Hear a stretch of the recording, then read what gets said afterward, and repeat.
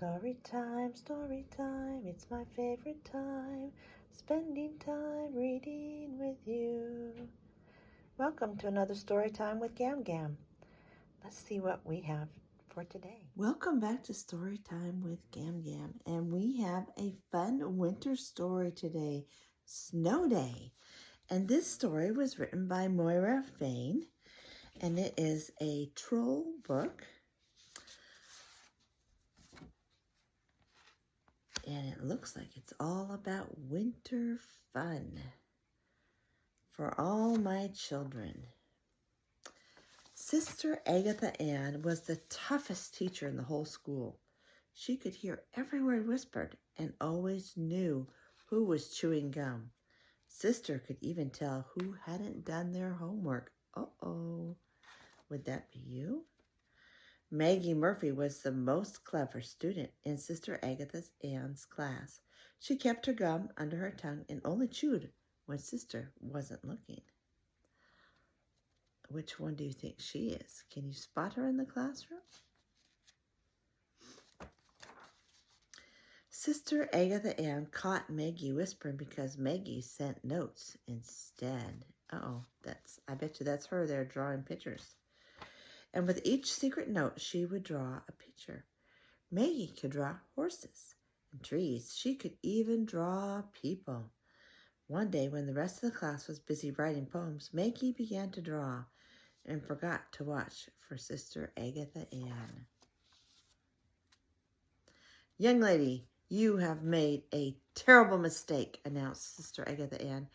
"We do not deface school property in this classroom." Uh-oh. Maggie's pen had slipped off the page and smeared ink onto her desk.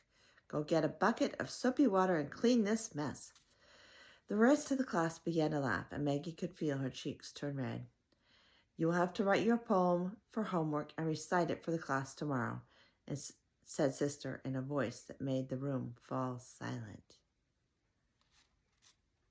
See how red her face got? She was embarrassed, wasn't she? I bet that did not feel good. After supper, Maggie went to her bedroom to do her homework. She sat at her desk and stared out the window. It was almost Christmas, and the ground was still bare. "I can write a poem about snow," she thought. "That will be easy. That sounds fun." But giggles echoed in the hallway, and suddenly her brother Matthew appeared at her door. "We have a surprise for you," he teased. "Pillow fight!" Maggie ran for her pillow and pummeled her brothers and sisters until Mom and Dad came to put them to bed.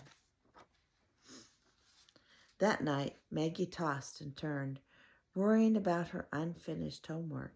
Uh-oh, that does make it hard to sleep, doesn't it? Looks like she gets to share her bed with her sisters. And look, there's her dog, hiding under the bed, keeping her safe, right? A winter chill swept through the bedroom, and she pulled her blanket over her head. "I'm never coming out. Not ever," she decided before falling asleep. The weatherman's voice on the clock radio woke Maggie the next morning. "Go back to bed, folks.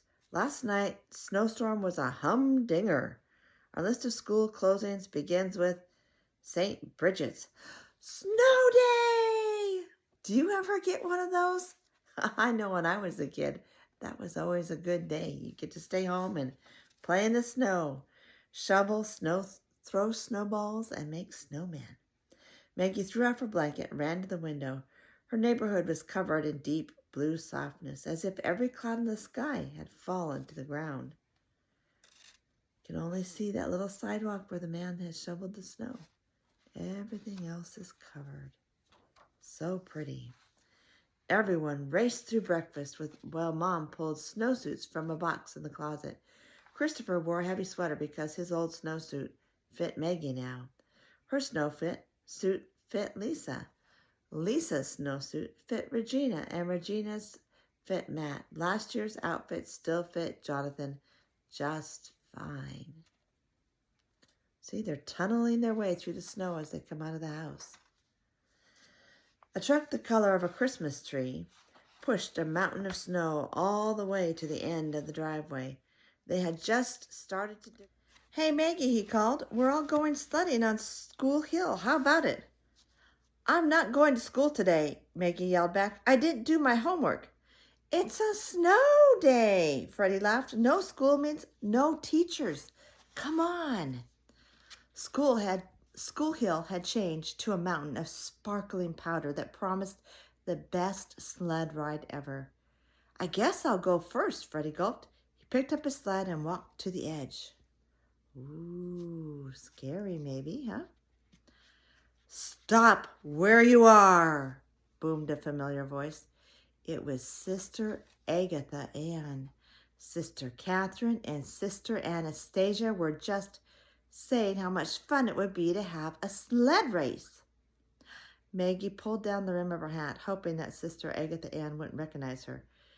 Maggie Murphy, said Sister, your sled is just my size. Oh. She took the rope from Maggie's hands, and they all trudged through the snow to the very peak of the hill. What do you think's going to happen? Check out the picture.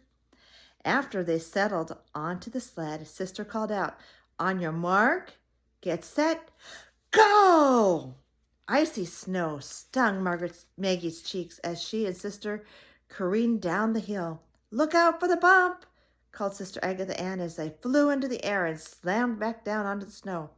But they stayed on the sled all the way to the bottom. Maggie leaped off and looked around for the others. We won, she cried. Maggie's teacher rose from the sled, covered with snow, and Maggie giggled at the sight. How did the homework go last night? Asked Sister. Do you have a poem to share with the class? No, squeaked Maggie. I drew a picture instead. Sister Agatha Ann frowned for a moment or two and then spouted, I would like to draw a picture for you, Maggie, but I'm going to draw my picture with words. Have you done that? When I was young, the snow was deeper, and all the hills seemed so much steeper. The crusty ice I walked upon would never once give in, and every sled race that I ran would surely be a win. It's good to see the snow again from a child's point of view, because what you see is different when you're a bigger you. Do you think that's true? Ask your parents or your grandparents. I bet you they can tell you. The next morning, when Sister Agatha called on Maggie to read her poem, she handed her a box of colored chalk. You may draw a picture on the blackboard to illustrate your poem.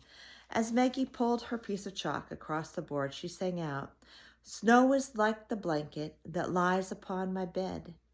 Mountain peaks like sugar hills are really my knees instead. I dreamed that spring had come and snow would fall no more.